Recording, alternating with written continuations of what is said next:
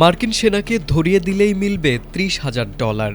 আর কোনো ইরানি নারী যদি এই কাজ করেন তাহলে পুরস্কার হবে দ্বিগুণ, অর্থাৎ $60,000।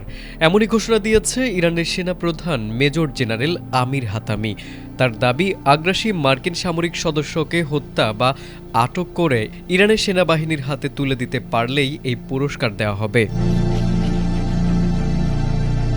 ইরানের বার্তা সংস্থা ইরনাকে দেওয়া বক্তব্যে হাতামি জানান, বিপুল সংখ্যক মানুষ আর্থিক জিহাদে অংশ নেওয়ার আগ্রহ দেখানোর পরই এই পুরস্কারের পরিকল্পনা করা হয়েছে। আধুনিক জেনারেল হাসপাতাল ও উন্নত প্রযুক্তি এবং অভিজ্ঞ চিকিৎসক দলের নিরলস প্রচেষ্টায় আমরা আছি আপনার পাশে।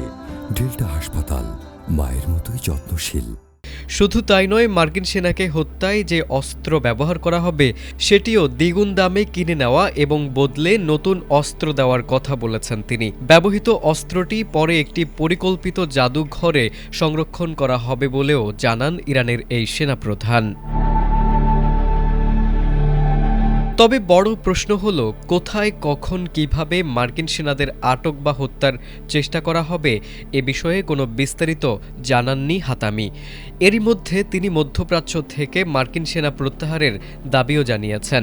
তার ভাষায়, পারস্য উপসাগর, ওমান উপসাগর কিংবা হরমুজ প্রণালীতে যুক্তরাষ্ট্রের প্রবেশের অনুমতি নেই।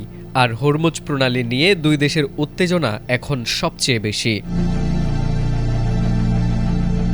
গত কয়েক মাস ধরে ইরান ও যুক্তরাষ্ট্রের মধ্যে চলছে হামলা পাল্টা হামলা, হরমুজ প্রণালী, যুদ্ধের ক্ষতিপূরণ আর মার্কিন সেনা প্রত্যাহার, সব মিলিয়ে পরিস্থিতি ক্রমেই উত্তপ্ত। এর আগে মার্কিন প্রেসিডেন্ট ডোনাল্ড ট্রাম্পকে হরমুজ নিয়ে বিপজ্জনক রসিকতা না করার হুঁশিয়ারিও দিয়েছিলেন হাতামি।